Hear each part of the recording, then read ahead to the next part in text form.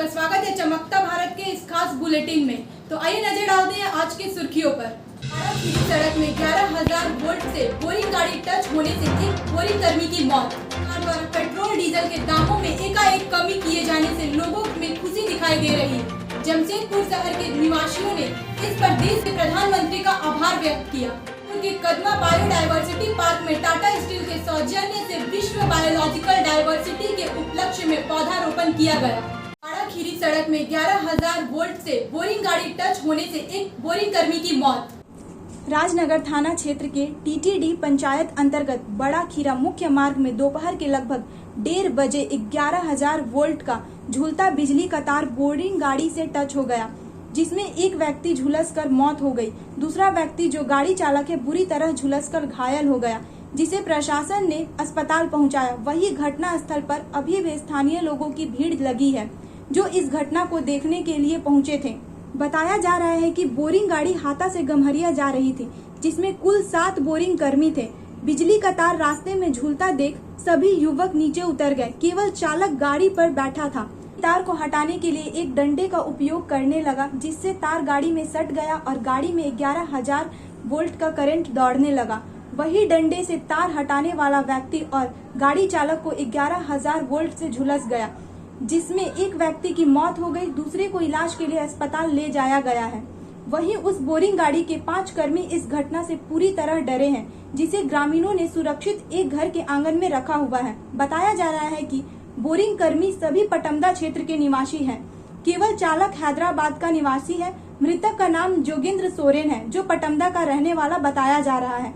वहीं इस पूरी घटना में बिजली विभाग की लापरवाही मानी जा रही है और इस घटना के बाद जनता में रोष है और बिजली विभाग और उसके कर्मियों से पूरे क्षेत्र में झूलते हुए सभी बिजली तार को दुरुस्त करने की मांग कर रहे हैं, ताकि दूसरी कोई ऐसी घटना ना घटे। हो गया, तार लटका गया था। हम लोग गाड़ी के नीचे में लकड़ी था, वो निकालने तार उठाने के लिए वहाँ टच हो गया गाड़ी में, इसीलिए वो नीचे जो खत्म हुआ वो उसी टच हो गया, इसीलिए वो वहाँ जल गया। मैंने फका गया वहाँ से।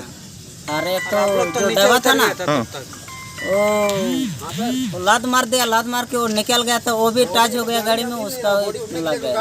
अच्छा, वो भी घायल है। और हम लोग सब मैंने गाड़ी से उतर गया था, हम लोग सब आदमी। अच्छा, कितना आदमी था तुम लोग गाड़ी में? हम लोग का गाड़ी में 7 आदमी। कहाँ जा रहा था गाड़ी? गाड़ी अभी गम्हरिया। कहाँ से आ रहा है तुम लोग? हम लोग आ रहा था, दूसरा सुविधा कैसे होगा, इधर हाथा हल्दी से आ रहा था हम लोग गम्हरिया जन। अच्छा, आप लोग रहने वाले कहाँ के हो? पटमदा प्रखंड लगता है, गांव आमदापाड़ी। और जो मृतक जो डेड कर गया वो भी वहीं का है क्या? नहीं, हाँ, जो मर गया है वो हम लोग का गांव का ही है, और जो गाड़ी में लेके गया ना वो आंध्रा का ही है, हैदराबाद। गम्हरिया प्रखंड भाग 12 जिला परिषद प्रत्याशी रश्मि साहू ने दावा किया कि आज तक उन्होंने सभी का साथ दिया और आज क्षेत्र की जनता उनका साथ दे रही है।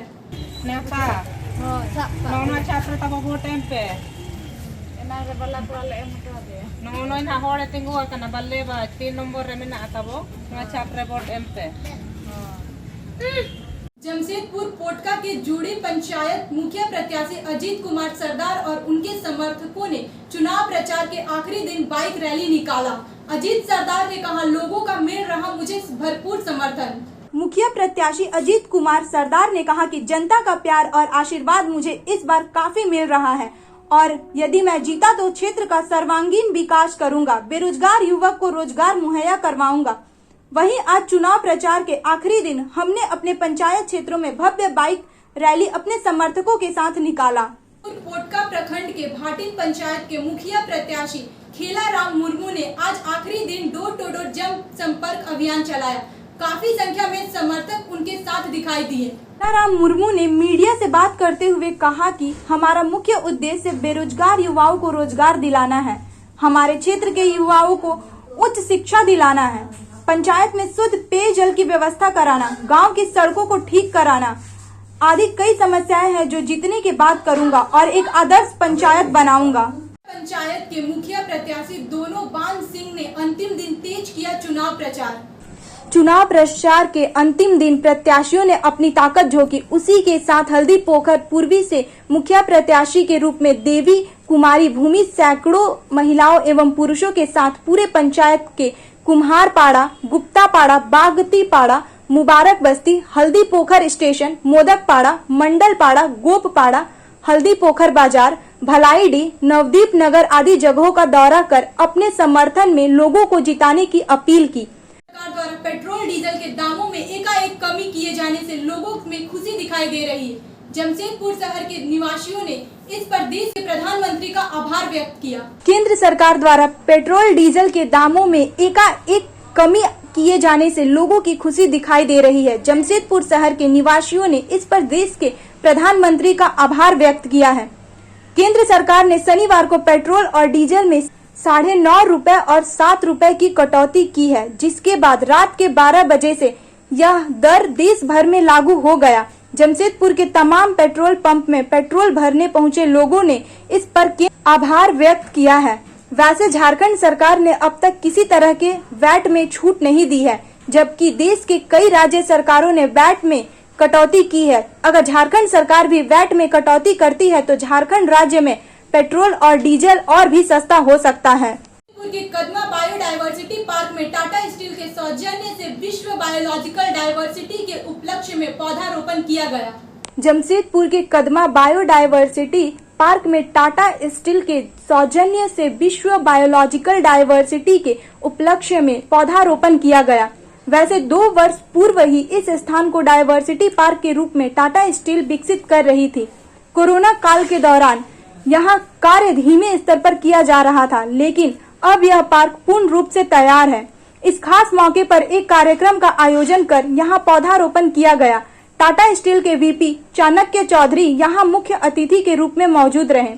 उन्होंने कहा कि धरती पर ग्लोबल वार्मिंग बढ़ रहा है और इसको देखते हुए टाटा स्टील अपने शहर को हरा भरा रखना चाहती है और इसी उद्देश्य से इस पार्क का निर्माण हुआ है और लगातार यहाँ पौधारोपण किया जा रहा है।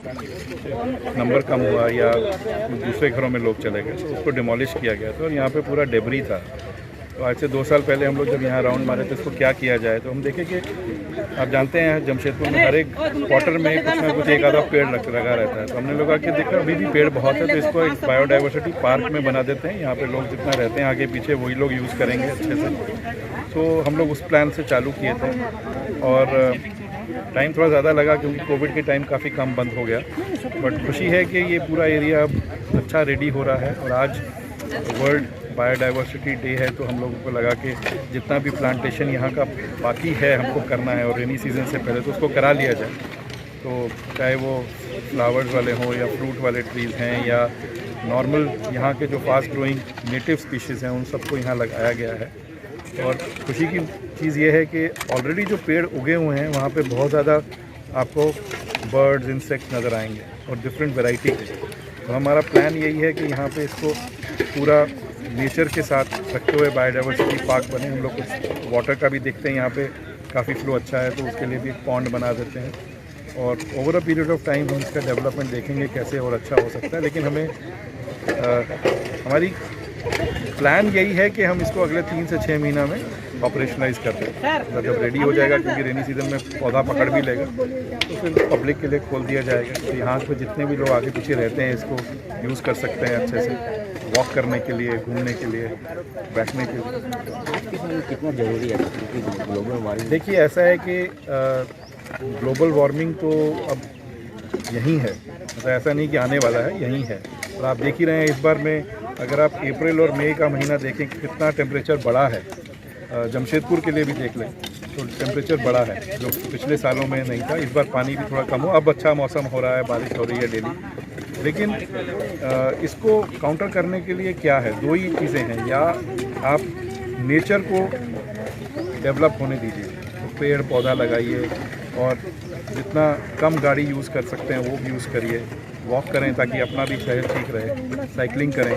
दूसरा ये है कि पर्सनल कंजम्पशन जो हम लोग का होता है उसको मैं ये नहीं कहूँगा खाना बंद कर दीजिए, लेकिन ये कहूँगा जैसे हम लोग के पास जितना नीड है उतना ही हम अगर अपने लिए लें ताकि होर्डिंग ना हो और ज़्यादा यूज़ करने के लिए रिसोर्सेज भी नेचर के रिसोर्स यूज़ ना किए। तो यही मेरा मैसेज रहेगा। कुकड़ू बाजार में आकाशीय बिजली गिरने से एक की मौत, एक घायल। आपको बता दें, नीमडीह थाना क्षेत्र के कुकड़ू बाजार से गांव लौटते समय रास्ते में आकाशीय बिजली गिरने से 27 वर्षीय युवक माखन की मौत हो गई है, जबकि 26 वर्षीय युवक गुरुपदो महतो गंभीर रूप से झुलस गया है। घटना शनिवार की है। घटना की जानकारी मिलने पर परिजन कुकड़ू बाजार पहुंचे और गंभीर रूप से झुलसे युवक गुरुपद महतो को लेकर रघुनाथपुर स्थित सरकारी अस्पताल गए, जहां से हालत गंभीर होने पर डॉक्टरों ने गुरुपदो को जमशेदपुर के एमजीएम अस्पताल रेफर कर दिया। एमजीएम अस्पताल की इमरजेंसी में गुरुपदो का इलाज चल रहा है। परिजनों ने बताया कि गुरुपद महतो माखन नीमडीह थाना क्षेत्र के जानम कोलाडीह के रहने वाले हैं। दोनों कुकड़ू बाजार से इलेक्ट्रिक का पंखा लेने गए थे। दोनों बाइक से बाजार गए थे। बाजार से जब गांव लौट रहे थे तभी बारिश होने से दोनों पेड़ के नीचे छुप गए। तभी आकाशीय बिजली गिरी और यह हादसा हुआ। माखन ट्रक ड्राइवर था, उसकी पत्नी और 2 बच्चे थे। गुरुपदो भी मजदूरी का काम करता था। दिन भर की तमाम खबरों के साथ जुड़े रहने के लिए देखते रहिए न्यूज चमकता भारत। नमस्कार।